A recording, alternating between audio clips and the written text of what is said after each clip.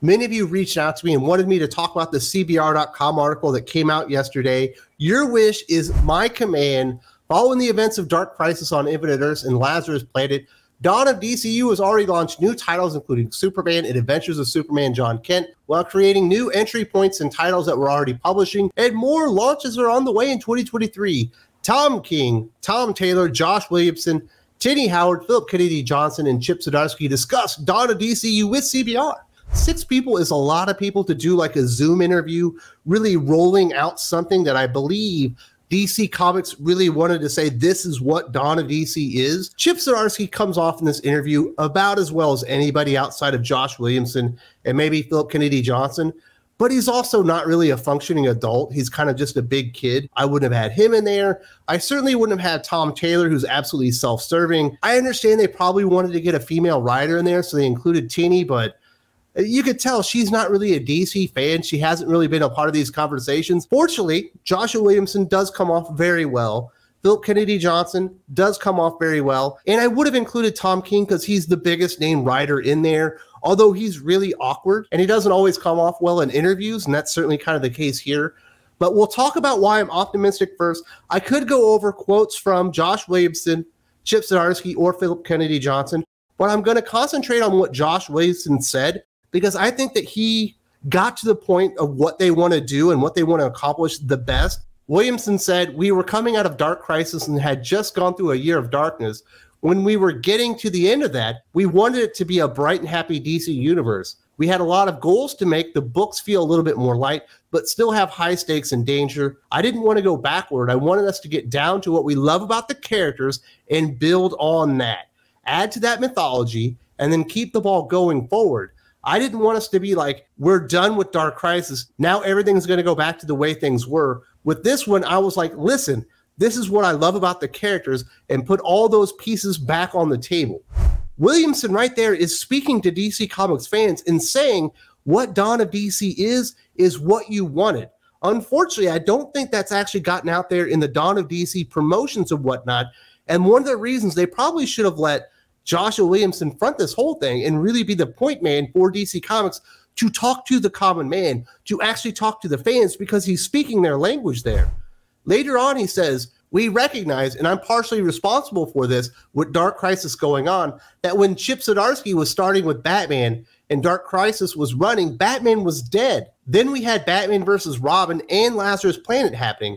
There was a lot of stuff going on in the last few years. I think one of the things we looked at with Dawn of DC was, how do we start communicating with each other, and how do we try to find more ways to be in line with each other? Just the idea that we're able to connect without contradicting each other, that's something important with Night Terrors too. Now you're speaking my language. This is actually what I want from DC Comics. The last 2 years were just a jumbled mess, especially once you got into Dark Crisis, because there's so many contradictory stories going on at the same time. They're like, well, Dark Crisis is actually in the future, and this story's in the past, but Flash is actually in the future, but this story's in the past. Oh, and we're doing the exact same story in 3 different comic book series at the same time, which are basically emulating Dark Crisis, but they're not connected. And you're going, well, why am I investing in this universe? It's clear that DC Comics editorial management don't even talk to each other. They're planning none of this out. Joshua Williamson recognizes that's been a detriment to DC Comics, has been a turnoff for DC Comics readers, and he's addressing that, and I like that. That gets me optimistic, because it's clear that at least Joshua Williamson understands what's wrong with DC Comics. And I will echo Phillip Kennedy Johnson, as well as Chip Zdarsky. We're certainly more on his wavelength than on the Tom Taylor, Tom King, Tini Howard wavelength, when they start really tackling what they think Dawn of DC is. And you can see a lot of these creators are going into business for themselves. They don't understand what Dawn of DC is. Yes, they're echoing the sentiments of Joshua Williamson, but then when they actually talk about what they're doing, it's nothing like that. And once again, you get the impression that they're not on the same wavelength. Tom King speaking about Wonder Woman. My take on it is Wonder Woman as a rebel. Wonder Woman, not as part of the system, but as someone against the system, because to me, that seems to be what she has been since the beginning. Superman fights for true justice in the American way. Batman fights to enforce the law. Wonder Woman fights for something beyond that, something beyond justice, beyond the laws of America. She fights for something pure and something more peaceful. So that's what it's about. The first arc is called Wonder Woman Outlaw because it's her against the system rather than her working for it. That's not building on the George Perez Wonder Woman run. That's not building upon the legacy of Greg Rucka's Wonder Woman run, or really anything that's ever been really popular with the character. And with Wonder Woman, it's actually pretty easy to find a starting point because she's only had so many successful comic book runs. And yes, he had some nice things to say about George Perez and the legacy of taking over Wonder Woman and why he's scared about it. But then when you could already say what his foundation for the character and the way that he is looking at her, I think is so diametrically opposed from the way that DC Comics fans look at her. Yes, it's going to seem exciting. Yes, it will seem refreshing for the first 3 to 6 months, just like Batman was. And then people are going to start realizing, oh my goodness, this is a pile of crap because it's not actually Wonder Woman. It took a lot of people a little bit longer to figure that out with Batman. I figured it out during the War of Jokes and Riddles. I was like, well, okay, this isn't Batman. It took a lot of people a lot longer to realize just what he was doing. But Tom King has a reputation now. Tom King is Tom King. He is the character destroyer. He is the guy that goes out of his way to destroy the lore and mythology of the DC Comics universe in any way possible that he can get it done. And I don't think he's going to get that grace period that he got with Batman with Wonder Woman. Plus, Wonder Woman isn't a marquee title, and people will start following off the title rather quickly if it's not very good. He's only going to get so many opportunities before people bail on him once again. And I just don't think Wonder Woman Rebel is what people are looking for when they're thinking about the very best version of the character. This is what Tom Taylor had to say. I think it's an incredibly exciting time to be a DC Comics fan. I think every book that's coming along and the creative teams that are involved are incredibly exciting. Obviously, being a big part of the Superman group, I'm getting to read action. I'm getting to read what Joshua Williamson and Jamal Campbell are doing on Superman. And you know, in that Chip and Company on Batman, and it's just a really great time. I read these books and I'm like, this is the DC I want to read. And he talks about we've got really exciting creative teams. So you've got Tini Howard, Dennis Culver, Kenny Porter, Tom King, and Tom Taylor, who've already been there for years upon years, for the most part, at DC Comics. And all of them have failed on multiple titles at this point. I mean, Tom King is the biggest name, but he got Batman sales below 80,000. They were flirting with falling into the 60,000. That was actually an accomplishment on Tom King's part. It's almost like you couldn't do that. And then what he did with Wally West, he pretty much destroyed a character to where people still won't support a Wally West-led book because of what he did in Heroes in Crisis.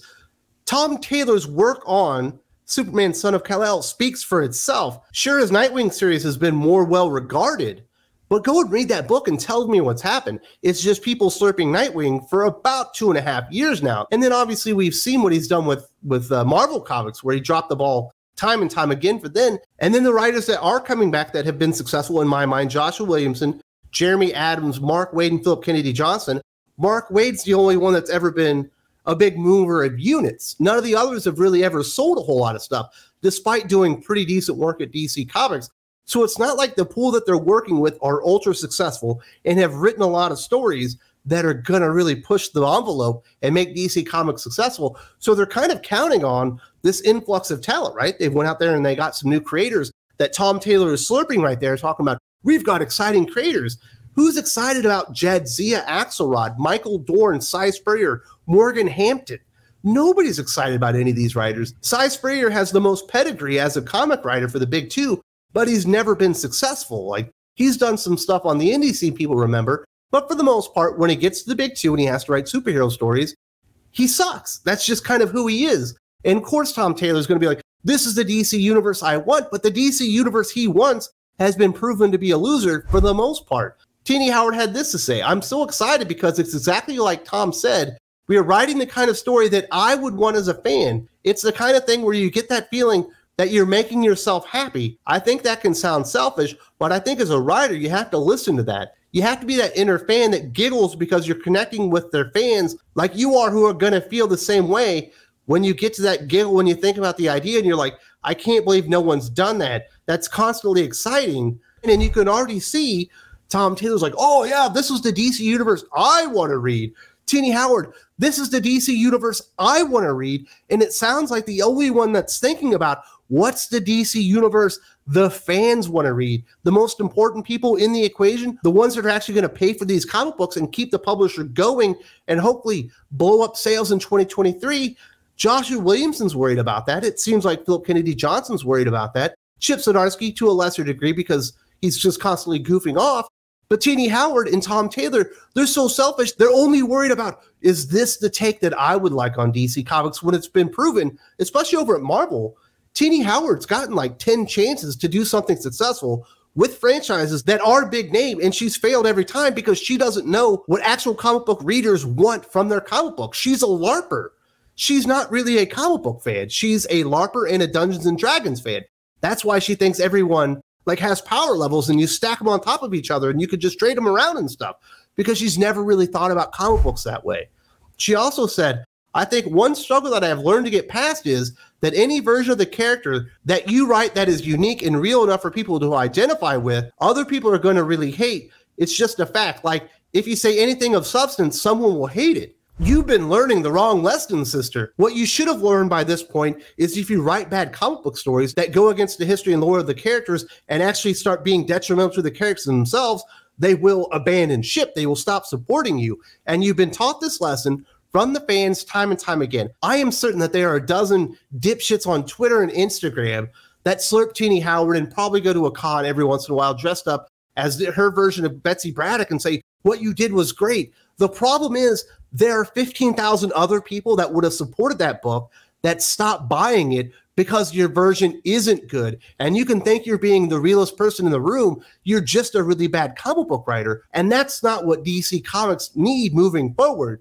They need people to actually support the publisher. They need people to buy in on Dawn of DC and start supporting these titles, because the sales have fallen off a cliff. Like, this is some of the scariest stuff that we've seen in a really long time. Actually broke it all down. These were the scariest sales numbers that you could possibly imagine. DC Comics were in a terrible state in 2022, and it's not really improving yet in 2023. If you don't see the video here, there's also a link in the video description.